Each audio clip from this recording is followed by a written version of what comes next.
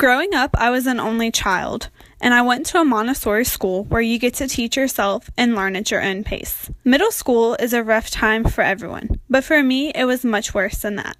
In a blink of an eye, everything changed. In 6th grade, I started at a new school, which was my home school, where I only knew a couple of people from my neighborhood.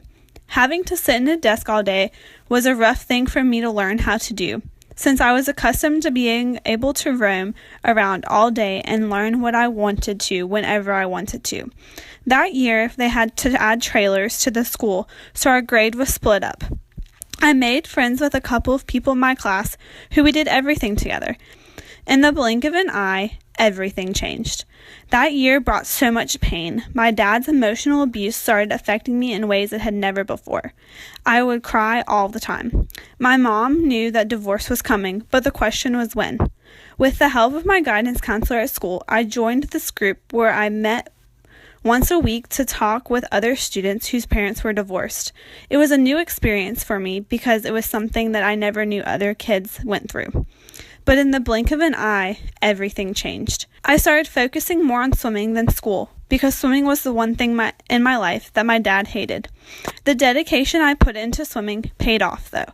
I made the state championship team and got 8th place in the entire state in the 100 breaststroke. In the blink of an eye, everything changed. Family has always been important in my life, but that year, they all became so much more important to me. My mom decided that the best option for me would be for her to sign away temporary custody of me over to my aunt and uncle, which meant I was moving to Raleigh to live with my aunt, uncle, and 2 younger cousins. I was excited to start my life over again in a new place, at a new school, and on a new swim team.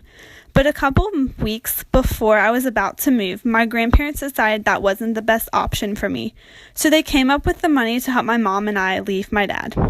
In the blink of an eye, everything changed. My mom and I moved across the city, where I had to start at a new school and on a new swim team where I knew no one. I started doing better in school and not focusing all my efforts on swimming anymore. In the blink of an eye, everything changed. In 8th grade, I was excited because I was almost in high school. I was still doing well in school and in swimming.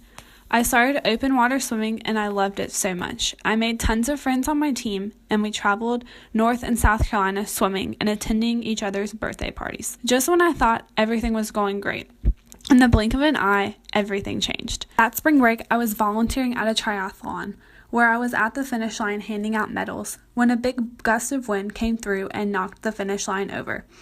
I tried to bend over so that it wouldn't miss me, but instead it knocked me over with it. I landed on the ground crying.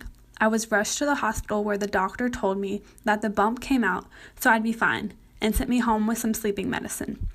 A couple days later, when I wasn't getting any better, my mom took me to the doctor where I had to have a lot of testing done. They told me I had a major concussion. I had to miss a lot of school and swimming, and I got behind, so I wasn't sure I was going to make it to high school. Along with the migraines, I started having these seizures mixed with what looked like a stroke. But it wasn't until a couple of years later that we figured out how the concussion actually hurt me. One day while working out, everything went black and I felt like I was spinning.